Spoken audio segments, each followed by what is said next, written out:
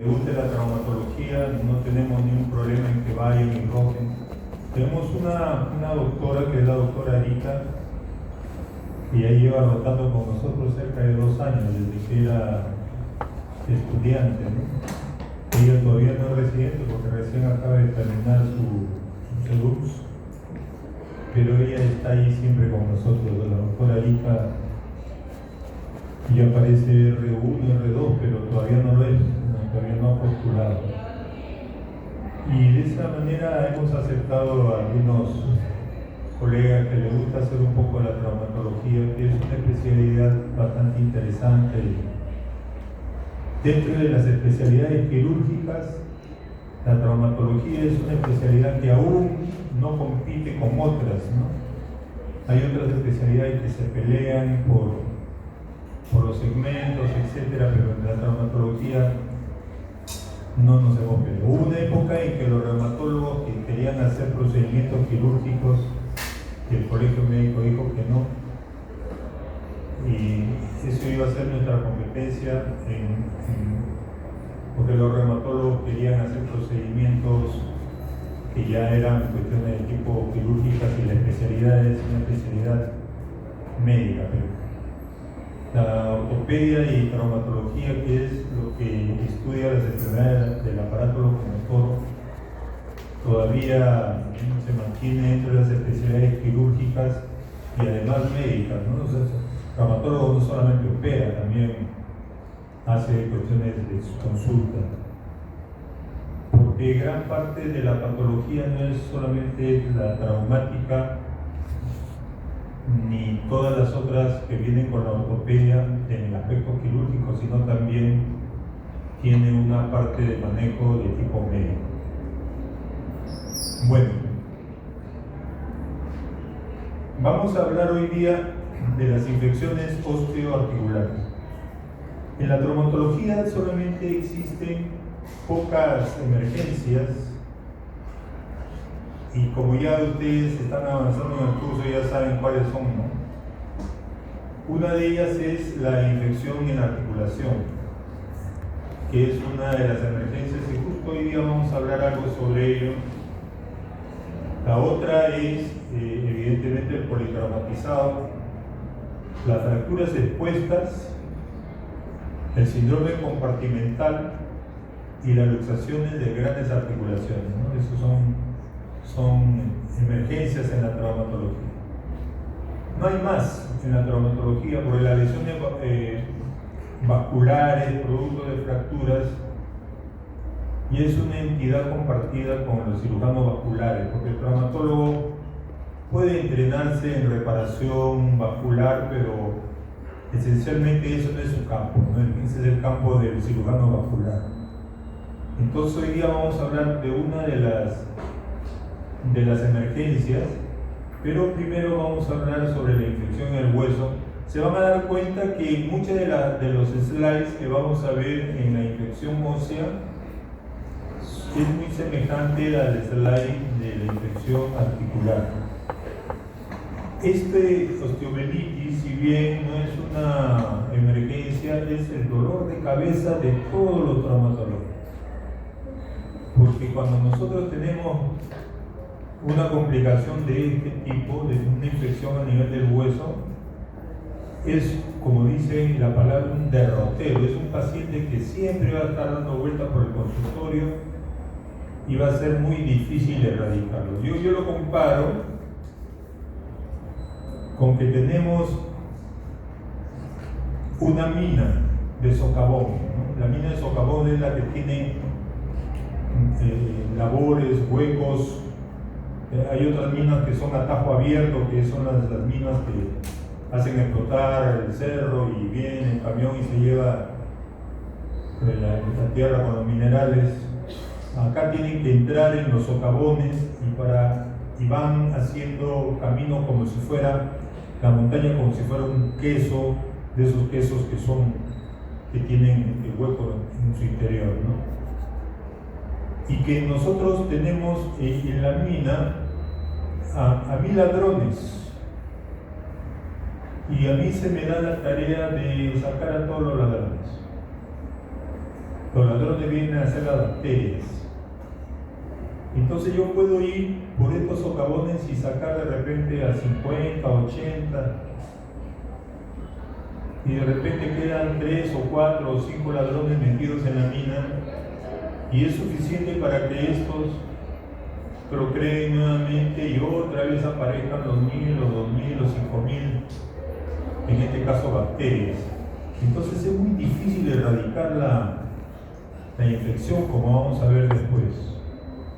Por otro lado, la bacteria aprende a luchar contra los antibióticos, como vamos a ver, se defiende, y eso hace aún más difícil que nosotros erradiquemos.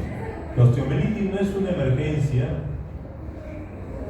pero sí es un estado mórbido que acarrea una serie de trastornos futuros que limitan mucho al paciente, ¿no? Y que en algunos de los casos llega a tal extremo que a veces el paciente pide el retiro de la extremidad porque la extremidad apesta y siente rechazo, él mismo se deprime con el olor que despide, cuando una osteomielitis es muy agresiva y es muy amplia. Entonces vamos a empezar con eso. La osteomielitis es la infección del hueso causada por una infección, sea esta bacteriana, sea por hongos, parásitos o micobacterias. Afecta a uno de 5.000 niños, a uno de 1.000 recién nacidos. Es más frecuente en lactantes y en menores de 5 años, donde ocurre el 50% de los casos. Esto está variando con la aplicación de los aparatos que estamos usando para estabilizar las fracturas. Entonces, con el tiempo, la osteomielitis más frecuente va a ser la osteomielitis causada o que se produce cuando uno coloca la placa, los tornillos, los clavos endovasculares, etc.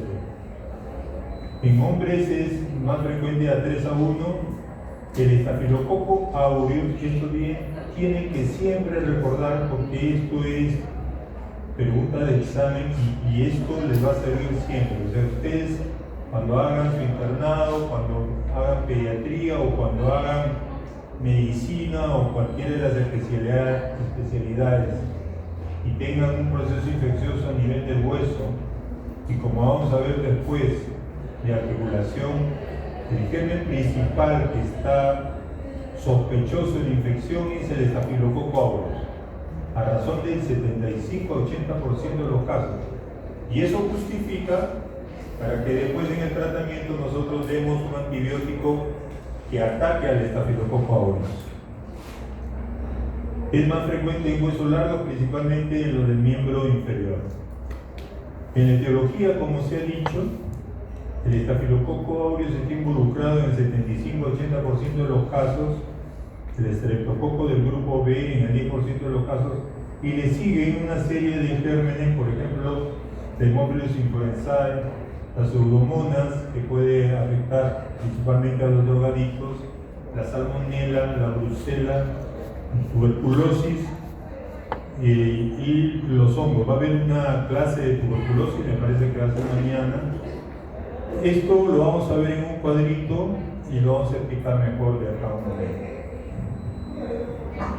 La osteomielitis puede ser clasificada según su patogenia, la etiología o según su evolución. Según la patogenia, puede ser clasificada en hematógena aguda, en el foco ingresa por la sangre y contamina el hueso. Contiguo a un foco de infección, o sea, hay un proceso infeccioso cercano y este llega hasta el hueso y lo contamina, como en los pies diabéticos, ¿no? Hay un pie diabético, afecta la piel, afecta la grasa, parte del músculo y logra afectar el hueso produciendo osteomielitis. La inoculación directa del germen, cuando colocamos algún tipo de aparato metálico sobre el hueso o hacemos algún procedimiento sin la asepsia adecuada, o cuando el sujeto puede haber sido agredido con un arma blanca o con un proyectil de arma de fuego. Según la etiología, tenemos las piógenas, que son casi la mayoría, y las no piógenas, con la tuberculosis, ¿no? O sea, la que produce pus y la que no produce. Y según su evolución, estamos hablando de la misma osteomielitis. Puedo yo determinar que la osteomielitis es aguda si el proceso lo detecto o si estamos en el proceso menor a 15 días de la osteomielitis, en su aguda de 15 a 20, poco difícil detectarlo, ¿no? O sea, saber cuándo empezó la osteomielitis y decir, llevo 15 días de afección bacteriana o 18 días y estoy en el proceso subagudo. Es muy difícil esto. O si es crónica, que generalmente las osteomielitis la detectamos en este estado, aunque recuerdo que en el año pasado, en el primer grupo, o sea, casi un año ya de ello, logramos detectar en emergencia a un niñito que tenía una osteomielitis en su fase aguda, ¿no? Característicamente lo pudimos detectar, lo enviamos a pediatría porque es manejo inicial por los pediatras y posteriormente, si requiere algún tipo de drenaje, pasa a traumatología. Aquí vemos la clasificación de la osteomielitis crónica, que la vamos a ver después en un cuadro más adecuado. La osteomielitis hematógena, que generalmente es el motivo de la clase, es el tipo más frecuente de infección ósea, es la más frecuente en niños menores de 5 años. Evidentemente, los gérmenes llegan por vía hemática y forman focos primarios, principalmente metafisiarios.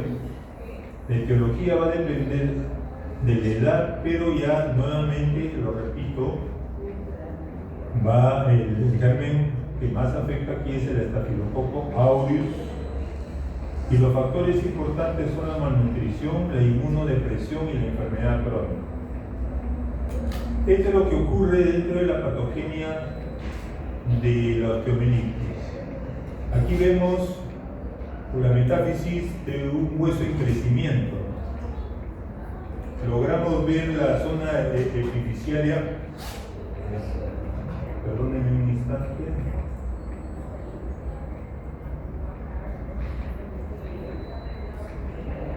Esta es la zona de la epífisis. Esto de aquí vendría a ser el cartílago de crecimiento. Vean que los vasos a este nivel, los capilares que llegan aquí, son muy tortuosos. Esa es una característica de esta zona anatómica que tiene esta zona en la zona metafisiaria. Acuérdense, esto viene de la epífisis, esto es la metáfisis, el cartílago de crecimiento aquí, que viene a ser una especie de barrera porque por aquí no pasan vasos, pero vamos a ver que hay excepciones. Entonces, estas son las características normales. ¿Y qué pasa? Se comportan estos vasos tortuosos como los ríos de la selva, ¿no? Si alguien ha ido a la selva o al menos ha visto los documentales que hay, estos ríos tortuosos tienen una característica importante. Si ustedes lo ven, el caudal en el centro del río es más rápido de aquellas donde están los bordes del río, en estas tortuosidades. Y es ahí donde viven muchas veces los peces. Pero los peces no viven donde el río es caudaloso, sino donde el agua tiene una especie de remansos. Entonces, estos capilares también tienen remansos. Y es ahí donde llegan estas bacterias a estos remansos y proliferan y posteriormente van a afectar al hueso. Entonces, el remanso que tienen estos capilares en estos capilares tortuosos en la metáfisis de los huesos hace que la afección ocurra generalmente en la metáfisis. ¿Y qué es lo que ocurre? El germen inicialmente va a colonizar, en lo que llamamos la colonización primaria, se va a adherir al hueso y va a comenzar a proliferar. y va a proliferar de tal manera que va a formar una biocapa, que es esta. Entonces vamos a tener aquí dos tipos de poblaciones. Aquella población que está pegadita al hueso y aquella población que está en la parte colgante, por decirlo así, ¿no? Esta es sésil y esto vendría a ser colgante. Y se diferencian fenotípicamente porque las poblaciones que están adheridas al hueso tienen una multiplicación muy lenta. Su estado energético es muy lento, o sea, tiene una capacidad energética muy lenta. En cambio, las bacterias que se encuentran en la zona colgante o en la biocapa tienen un estado energético muy agresivo, muy rápido. Se producen y se reproducen muy rápidamente. Entonces, ¿qué ocurre? Ocurre que los antibióticos pueden afectar a esta zona que tiene un estado energético más rápido, pero a estos que se reproducen muy lentamente y que tienen un cambio de tipo fenotípico, que son muy lentos en su multiplicación, no les afecta mucho.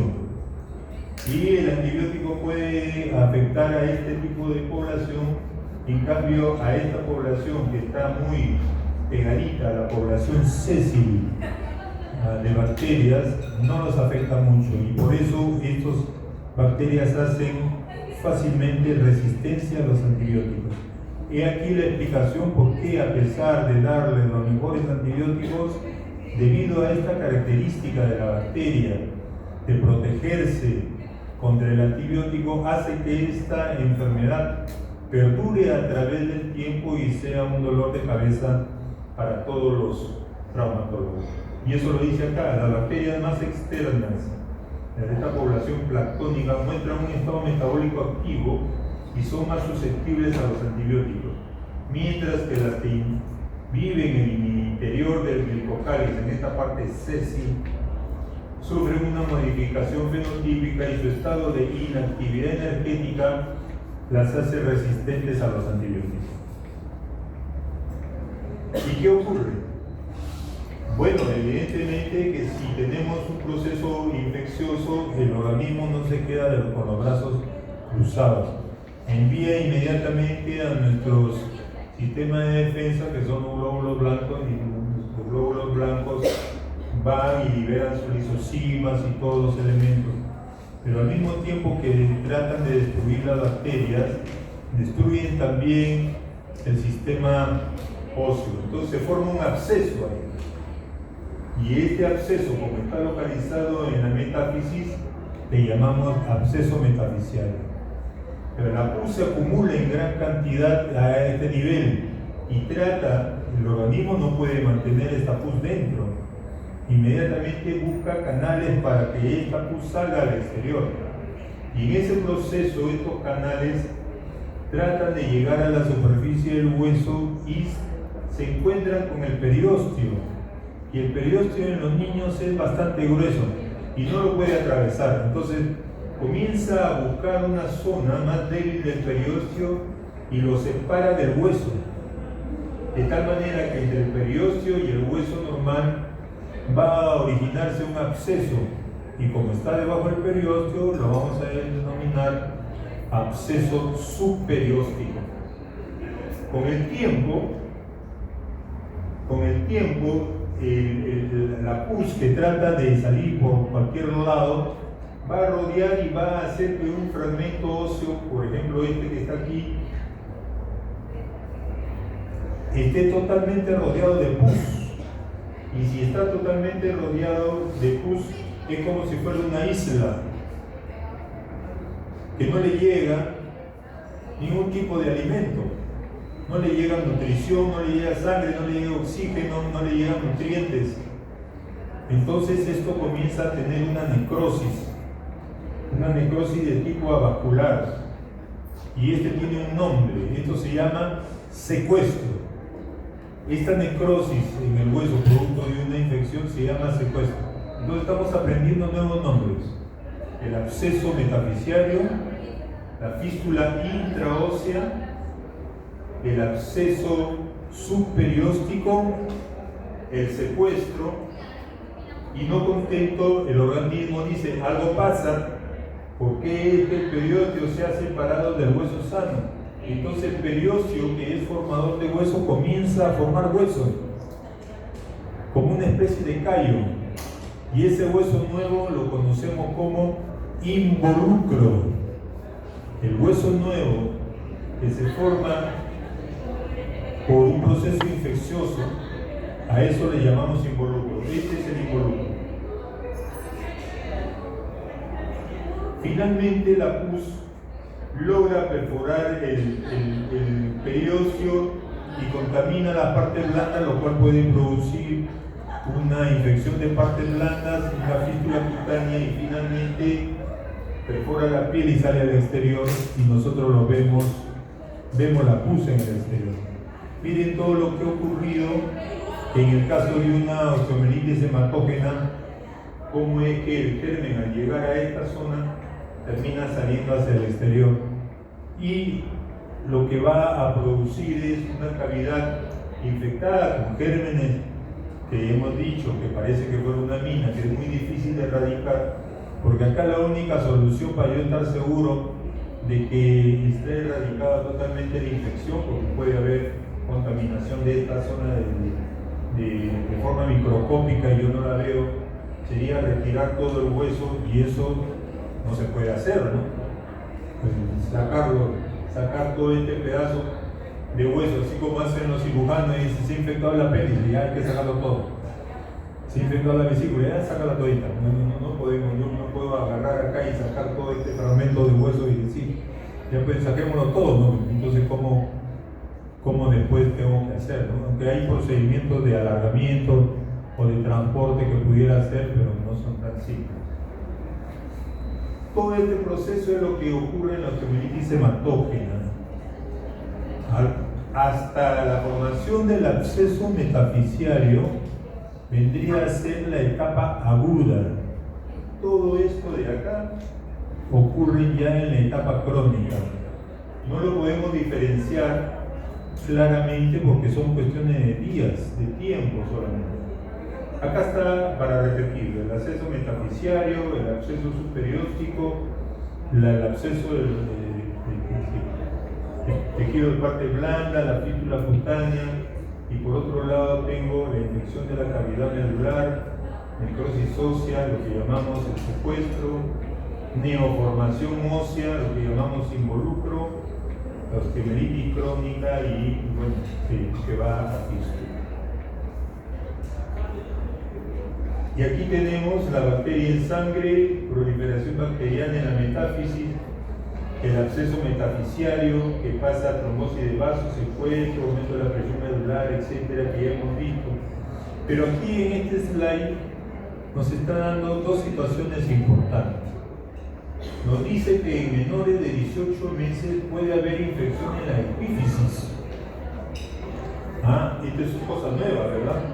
Porque aquí la epífisis se mantenía sin ningún tipo de problema, porque el drenaje se estaba haciendo hacia la zona, no en la zona cercana a la articulación, sino a distancia de la articulación. Pero acá me está diciendo que en menores de 18 meses puede ocurrir infección de epífisis y producirse un absceso intraarticular, o sea, producirse una artritis séptica, una osteomielitis que deriva en una artritis séptica.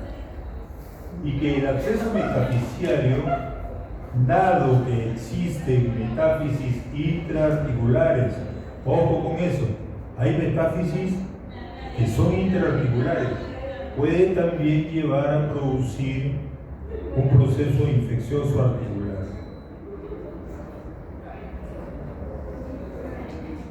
Y acá tenemos los esquemas. Generalmente las metáfisis son como esta zona de acá, ¿no? Y aquí está la epífisis, el núcleo de ceficación, acá está la cavidad articular, la cápsula articular llega hasta el disco epifisiario, y como el proceso ocurre por debajo del disco epifisiario, generalmente no se contamina la articulación y sale hacia esta zona.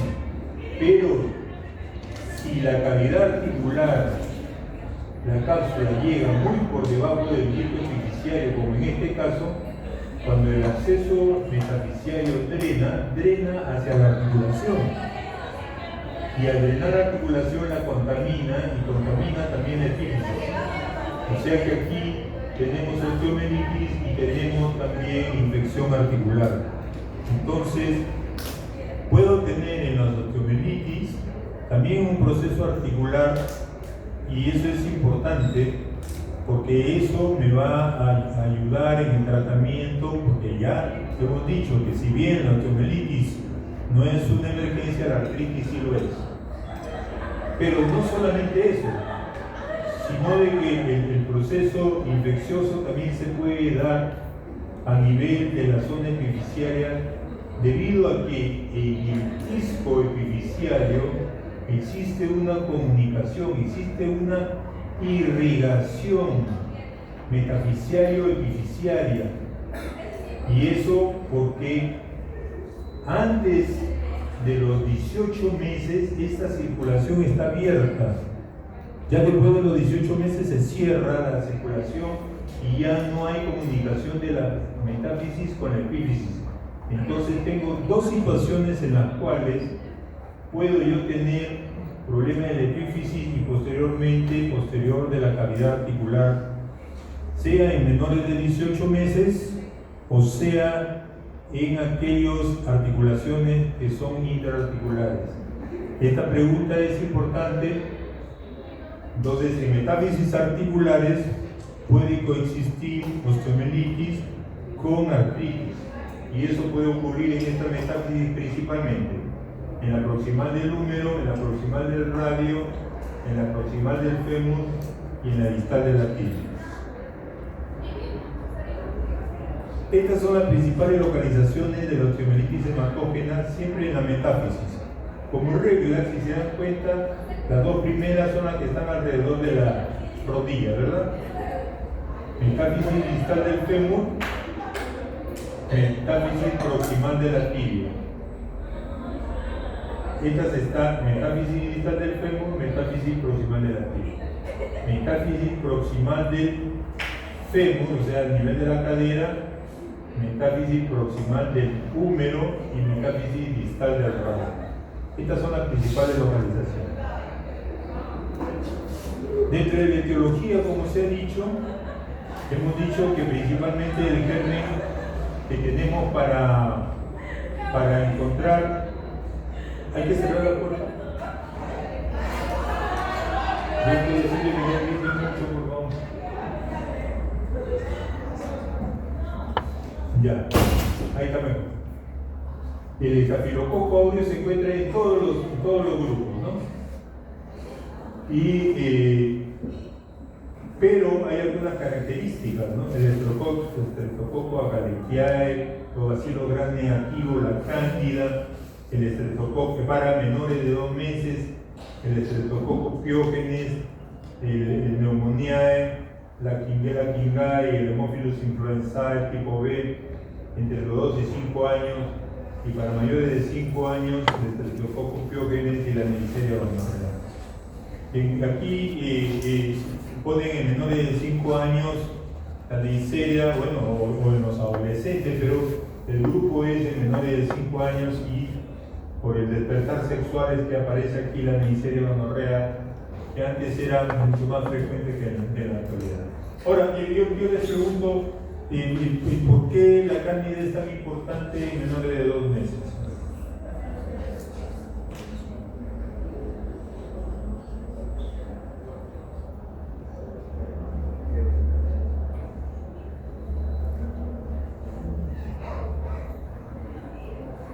A ver, allá la jovencita junto al joven del.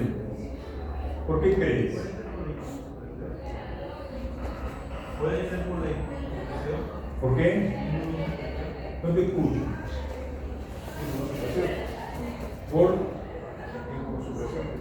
Por inmunosupresión. Puede ser. Pero hay algo más directo, ¿no? O sea, puede ser que el niñito haya nacido con una depresión. Pero más pudiera ser por contaminación, ¿no? ¿Y dónde se va a contaminar? Bueno, son los niñitos que nacen por canal vaginal. Acuérdense que la cándida muchas veces vive en el canal vaginal y puede contaminar a la niña. Igualmente, los gran negativos, ¿no? Porque tú dices gran negativo, los gran negativos son en el momento del parto, los partos que son vía vaginales, la señora hace a veces un esfuerzo importante, y ustedes cuando hagan de repente el internado o hagan el capítulo de ginecología van a ver que no es porque la señora lo quiera, sino es por la fuerza que hace. Muchas veces viene contenido fecal, ¿no? Contenido fecal y a veces justo coincide en el momento del parto. Entonces, esto es por contaminación, principalmente. La cándida y los bacilos gran negativos pueden ser contaminados. Ahora, la mayor parte del estafilococo aureus, ustedes saben que este es un germen que está en la piel, ¿no? Entonces, en la piel, los niñitos que se contaminan muy chiquitos con estafilococo aureus, al menos aquellos que son prematuros, son principalmente por la vía, ¿no? Se ponen las vías y el germen por ahí se mete cuando no hay una asepsia adecuada. Y como lo dijo el joven, muchas veces, ya hemos dicho inclusive, ¿no? Que va a depender de la nutrición y del estado de inmunodepresión y luego de enfermedades crónicas en los pacientes que sufren de esta patología. No es necesario que se lo aprendan por completo, pero sí que aprendamos un poquito a la cuestión lógica, porque la medicina muchas veces tiene bastante relación con situaciones lógicas. No es una ciencia exacta, pero sí. Por ejemplo, la Neisseria gonorrea también puede ser frecuente en estos niñitos, ¿no? Si la madre tiene gonorrea y en la mujer a veces no es muy fácil detectarlo. En el varón sí, ¿no? Porque en el varón tiene gonorrea y tiene secreciones por el meato urinario, tiene manifestaciones clínicas muy intensas en la zona del pene. En cambio, en la mujer y la gonorrea a veces el diagnóstico no es tan preciso porque no le da muchas molestias. Entonces, a veces están contaminadas, nace el niñito vía vaginal y puede contaminarse también de gonorrea en el momento de nacer. Bien, esto es lo que había dicho con respecto a que hay situaciones especiales, los adolescentes, la Neisseria gonorrea, como ya se dijo, la anemia falciforme, los pacientes que sufren de esto, la salmonela. No estamos diciendo que ocurren estos gérmenes preferentemente, no, sino que hay que buscar estos gérmenes, porque ya hemos repetido hasta el cansancio que el estafilococo aureus es el germen más frecuente en las osteomelinas. En un niño inmunodeficiente, hongos, parásitos, micobacterias, y en los diabéticos y drogadictos, la pseudomonas, ¿no? Nuevamente lo digo, no es que se dé con más frecuencia que el estafilo, pero evidentemente más frecuente que la población normal. Bien, para el diagnóstico tenemos diagnóstico por imágenes, la clínica, las alteraciones hematológicas y el diagnóstico microbiológico directo. En el cuadro clínico, el antecedente de un foco séptico previo